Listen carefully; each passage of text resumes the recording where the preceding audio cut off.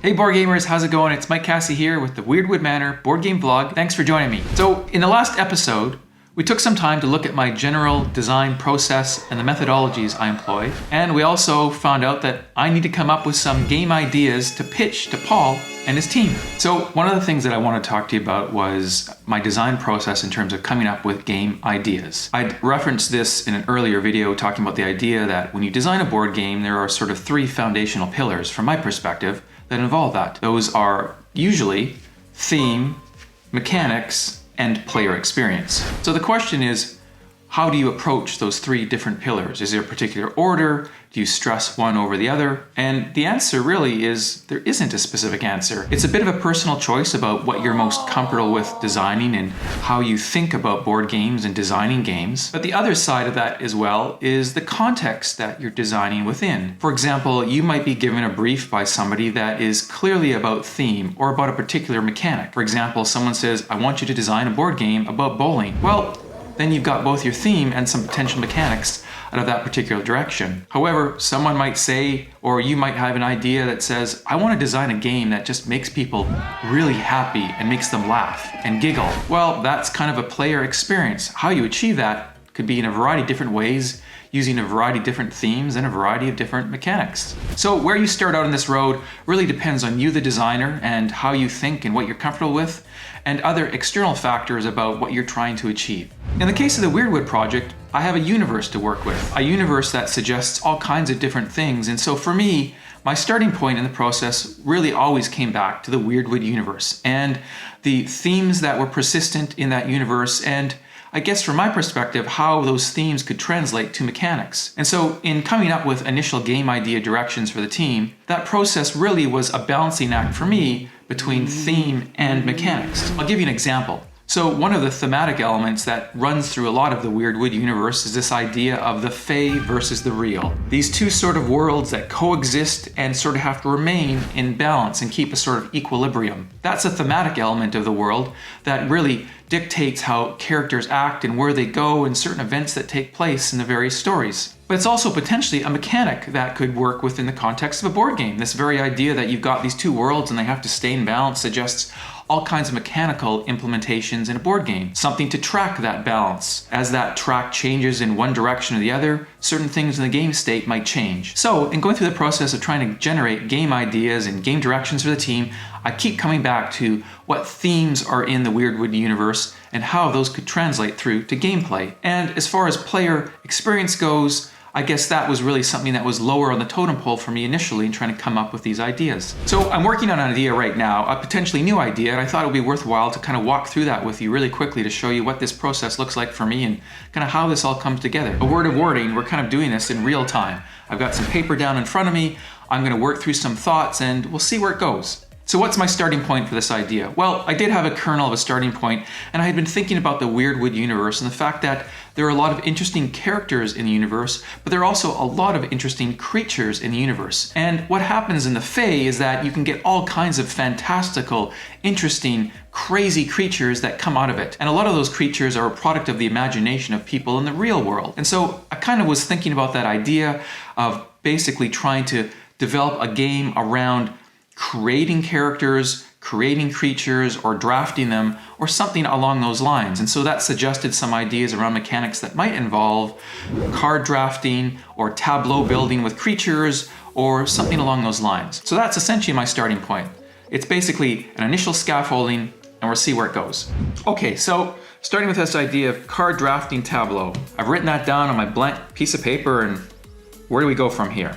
I guess the first question is to think about is it if I'm going to have some kind of card drafting or you're going to create characters or you're going to assemble Fae creatures, the first question is why are you doing this? Let's think about some ideas about why you might be assembling these creatures or creating these creatures. So it could be that you're attempting to basically draft and assemble a bunch of these creatures in service of building some kind of army or an army to battle. Okay, so that's one possibility. Thinking about the Weirdwood universe and thinking about the fact that we have a cooperative element that's a really strong theme in the universe, battling might not be the ideal way to approach this, but still it's worth considering. So if it's not battling, is there some way that maybe people are assembling these various armies and each player has their own. And maybe they're using these all to basically work together to battle the Fae. So you assemble these different armies, and they all work together, and they battle the Fae, which could be another set of creatures, or maybe even some big boss creature of some kind. So this is still kind of a battle kind of mechanic. What about something like, what if, for example, this drafting mechanic wasn't just about creatures or characters? What about if it was building part of the world? For example, we have something called the Manor, which I think I've referenced before in Weirdwood. And the Manor is basically a building that sort of is at the nexus of all the various worlds of the Fae and the real, and it's kind of a central hub from which people move between worlds, and it's where either the Lady or the Lord of Weirdwood Manor exists, and they oversee that balance, and the wardens who work underneath them try and maintain that balance and keep order in the universe. So the Manor as a building in the lore of Weirdwood is a really magical, mystical, interesting place with lots of different rooms and places and portals, and it kind of shifts and changes, and it's not really in one specific state.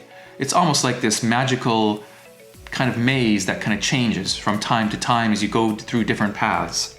So maybe the players are trying to, for example, build the manor or assemble the manor by drafting different rooms. So the idea is that maybe everyone starts with a blank template. This is where they're going to build their manor.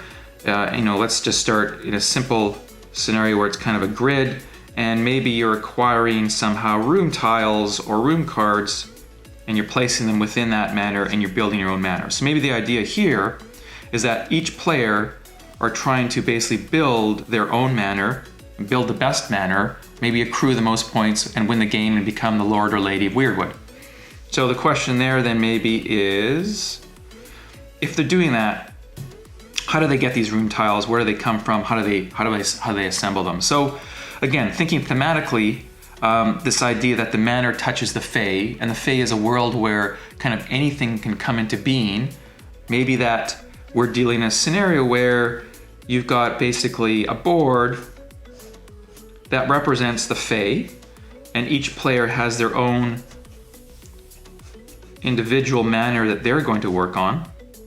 And then maybe in order to get these room tiles, they have to go into the Fae and acquire certain resources in order to basically construct or gain these particular room tiles. So they might be acquiring things like from the Fae, they might be acquiring Min, which is basically mana or magic in Weirdwood. Maybe they're having to acquire certain creatures or recruit creatures as part of this process.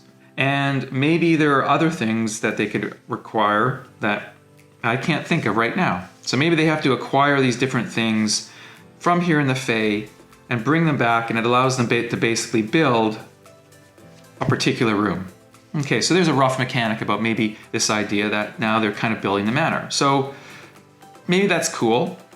It's kind of pulled us away from my original idea, which was about drafting characters or creating Fae creatures. So is there a way that that still works maybe in this context? Because I kind of like this idea that each player is trying to assemble the coolest, most interesting manor that they can. And in doing so, as they assemble these particular room tiles, maybe these room tiles give them access to different actions. So perhaps there's a particular action they can take on a room tile when they have it, and maybe they power that action up by putting Min on it or something, which again is mana or magic. Or maybe those room tiles need to get powered up or used by actual creatures or characters. So let's say we've got a room here that they've built. Here's the room. And let's say if they place a particular character in this room, that combination of these two elements does something special. Maybe the character adds points to the room, or maybe the character can trigger some sort of ability, or something like that.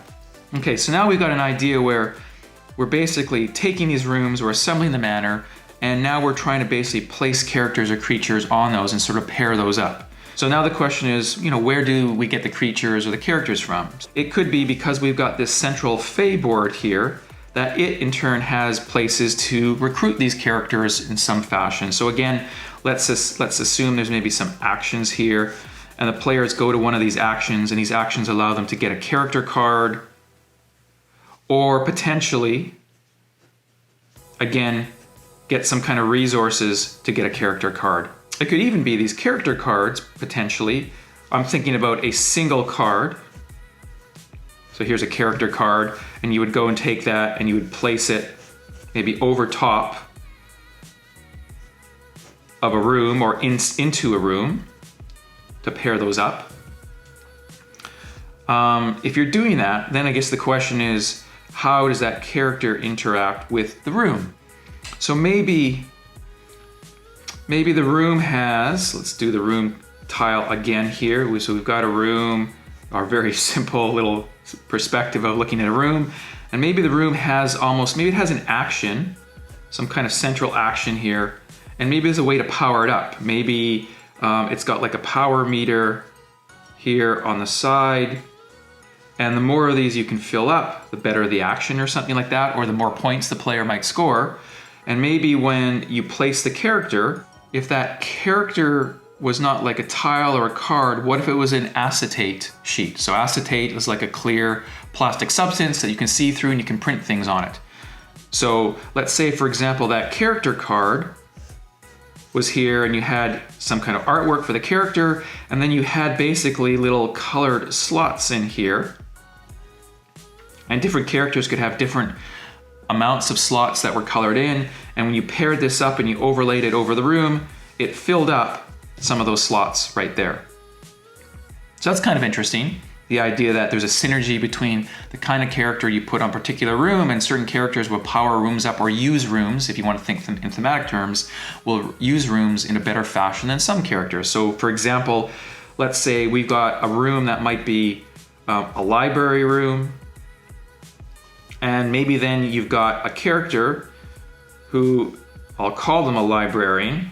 We could come up with obviously a more fantastical creature or kind of thematic tie-in, but the idea is that you've got a character that's better suited to a particular room. So you're trying to pair up particular rooms to particular creatures. So that's kind of cool. So now players are basically building their manor and populating it with fantastical creatures and interesting characters from the world to increase the amount of points they score or give them access to more powerful actions and combos as the game goes along. Okay, so that's kind of an interesting sort of loop. So these character cards, if they're sort of powering actions up and doing things, there's this idea in the Weirdwood app, one point where some of the protagonists, small spoiler alert, are asked, or one of them is asked to sort of conjure a creature from the Fae, and she has to sort of do this, and it's kind of a combination of her belief and her imagination, and I can't recall correctly, but maybe it involves some magic, and she's sort of going through this process of seeing this magical creature come into being. It would be neat if players could feel like they had some agency in actually creating those creatures, or could kind of create their own unique creatures, potentially. Okay, so here's an idea, something popped into my head. Maybe you remember, maybe you don't, but when I was a kid, I remember having these sort of flip books that were basically 3 panels, head, body, legs, and you would flip the pages and you create different people. I can't remember where that's from, but I remember this. So it was sort of this idea that you had a top, a middle, and a bottom. These were in a bound book with a central binding, and you would flip these over and you'd assemble basically a person like that, if you can see that. So what about in this idea of recruiting creatures, what instead they were sort of recruiting / creating their own creatures? So if we take this creature card idea here, and instead we make it into sort of 3 separate pieces. So there's basically a head piece, a torso piece, and a foot piece. Proportions on that aren't quite right, but you get the idea. And so they would pair up a head with a particular torso with some kind of bottom. So you could mix and match and get some really interesting, cool looking combinations, some really neat creatures that you felt were unique to you. But then I guess what would really be cool about that is these different parts would have different attributes that somehow as a whole work together in a different fashion when you put them in a room and when you assembled them. So we had this initial idea where you had this sort of scale of things that they could power up, but maybe the rooms, when you have these room tiles, maybe the rooms have to essentially have 3 sections, and maybe they have their own individual power meters or something like that. And perhaps they all have their own kind of unique action or ability specific to those particular sections. And so when you lay your entire creature over top here, and each section of your creature covers part of this room, each individual section has its own sort of power and ranking, and those kind of pair up, and now you're doing different things based on the actual combination of individual cards you put together to create your creature. That's kind of cool. To be determined, how do you put these 3 different pieces of acetate together and hold them together? How do you place those over what would be probably another card or tile on your player board in front of you? You know, those are details still to be worked out. From my perspective, when I'm trying to work up a game idea or game concept, I don't want to get too bogged down in those details. It's easy to kind of go down the road and try and figure everything out, but often it's not really worth your time and effort at that point earlier in the process to try and figure out those details, because those kind of underpinning mechanics are still something that could change radically when you go start to play test things or look at other parts of the game design. So don't want to get too bogged down in details, but we've got kind of an interesting sort of system here of assembling your manor and going through this loop basically of creating creatures, acquiring rooms, and slowly building up your manor and cycling through this. So that's kind of cool. I kind of like that. So right now, in terms of coming back to the kind of game here, we've got a game that is essentially fully competitive at this point. Each person is trying to build their own manor and score the most points to become, say, Lady or Lord of Weirdwood. And that's not necessarily a bad thing. That's cool. But coming back to some of the sort of thematic underpinnings of the world that I had talked about previously and I talked to the guys about, and one of those was, again, cooperative play was a big deal, and that was something that was really a constant through a lot of Weirdwood. So is there a way potentially to bring some cooperative play into this, or maybe introduce a little bit more player interaction beyond just going to this common Fey board here to get resources, compete for resources in card parts and creature parts and so on and so forth. So coming back to thematics, okay, so here's an idea. Coming back to thematics again. Again, there's this idea of the Fey and the real exist in Weirdwood, and the Fey in of itself isn't necessarily evil. It's maybe a bit chaotic, or it's something that can kind of interrupt that balance, and it can have an impact on the real world that isn't always good. So maybe thematically there's this idea that the manor always has to sort of be guarded, whole, complete, ready to respond to emergencies related to the Fae or the Order, who are kind of a nefarious, evil organization who are looking to basically bring chaos to the world. Maybe in this particular case, as you're trying to construct the manor, or each player's trying to construct their best manor, the fact that the manor always has a portal through or touches the Fae at different points, as we can see here, here's our Fae board, here's all the various manors that kind of touch up against it. So maybe the idea is, as you go into the Fae to accrue mana and other things, that you've also got to be aware that you don't want to introduce too much of the Fae back in the manor, that you kind of got to guard against that and make certain that something bad doesn't happen. So maybe during the course of the game there's a mechanic, maybe the Fae from the central board here is trying to spread back into your manor in some fashion and sort of taint your efforts or interrupt your efforts. And so it could be doing that to each of the players through some mechanic. And so as the players are working on each of their manors here, maybe they have to collectively guard against that. So maybe in this context here, there is some kind of lose condition for all of the players, that if, let's say, if any one manor is tainted too much, everybody loses. Okay, so now we've got a collective basically lose condition. So now we've kind of shifted this from a purely competitive game to something that is, I guess you could call it a semi-co-op. I mean, that's a term that in board game worlds means different things to different people, but I think in this context, we can call this a semi-co-op. So now there's a potentially a common lose condition that all the players have to work together to avoid, so that if one player essentially loses, they all lose. So that introduces an interesting mechanic in terms of now there's a competitive aspect and there's a cooperative aspect to this play as well. So that's kind of cool. I like that as well. Okay. The one thing I haven't really touched on going down this particular design here is we're talking about this idea of basically creating fey creatures and introducing them into the rooms in your manor, which is cool. We've kind of lost the idea of looking at maybe specific characters from the world. And there may still be an opportunity to introduce those. Maybe we're starting to pile on a little bit too much at this point in time.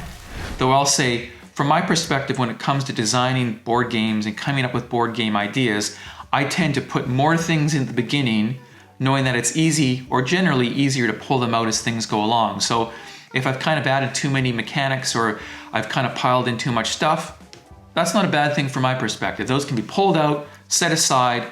Maybe they'll get used for an expansion. Maybe they won't get used at all. Maybe they're an idea that gets used in a completely different game at some point in the future. So in terms of introducing characters in the world, again, in this particular mechanic here, it could be that each player starts with one unique character for their particular manor, and maybe that character confers some specific abilities and attributes that maybe makes their play a little bit different. So it could be something as simple as that. It's something to basically personalize their particular manor and their particular starting position. That's a way to kind of introduce a little bit more kind of sense of an avatar, of ownership of what you're particularly trying to do. So I like that. That could be cool. Maybe there are characters in the world, unique, specific characters who are in the Fey world, and maybe they start the game and maybe they kind of move around, or maybe you can go to them and try and basically entice them to join your manor. And again, that enticement might involve accruing certain resources or meeting certain conditions. Okay, so we've got an interesting, from my perspective, gameplay loop out of this original sort of rough idea. This original idea being I wanted to find a game idea that supported the idea of basically recruiting or getting unique creatures and characters and doing something with those. And so now we've got a gameplay loop here where you're building the manor, acquiring, building, creating creatures, potentially recruiting characters, building rooms in your manor, and populating those rooms by those various creatures and people. So I like that thematically. It really ties in with the universe well in terms of how the manor exists in the world and how people go through the manor and how they can do all kinds of really interesting things, and there's interesting creatures in the manor. So that's kind of cool. So from this point now, I've got a game idea from my perspective. This is rough. There's all kinds of things that aren't figured out, lots of details. But from my perspective, there's enough here that I feel like I've got a scaffolding, and now I've got a couple options with this. I could go down the road and start to work on some more of these details, or I could go down the road and try and basically quantify things a little bit more. So it's something I do in my design process, where when I've got sort of some ideas and they're down on a different series of papers, or it's a really rough sketch that if I come back to this in a week and look at this, I might be like, I don't really remember what all these scribblings were supposed to mean. So I might take this now and kind of write this out more formally in a Word document or an Excel sheet to kind of record it in a way that made more sense, so that I could come back to it and refer to it in a week, and then the ideas would still kind of make cohesive sense to me. So in this particular case, that's probably what I'm going to do. There's still a lot of unanswered questions. For example, how are people going to score points? Rooms could be worth different amounts. A combination of a particular creature can power a room up, give you more points. Players could have some kind of hidden goals potentially that score them points. Recruiting characters, perhaps from the Fey world, give you the opportunity to score more points. I mean, there are a lot of potential ways to do this, but I don't think I need to get into those details right now.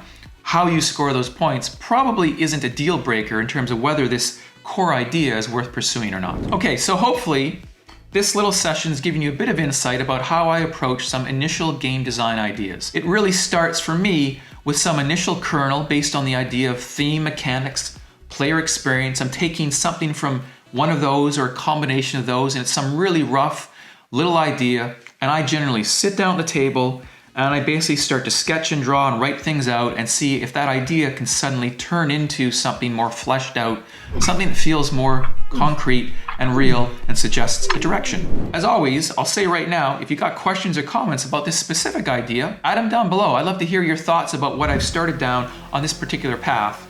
And we'll see if this particular idea makes it into the final pitches for the team. So I think that's a wrap for this episode. Thanks for sitting down with me at the table, and I look forward to our next episode. And as always, please subscribe and like if you appreciate what we're trying to do. So see you next time, board gamers, and keep gaming.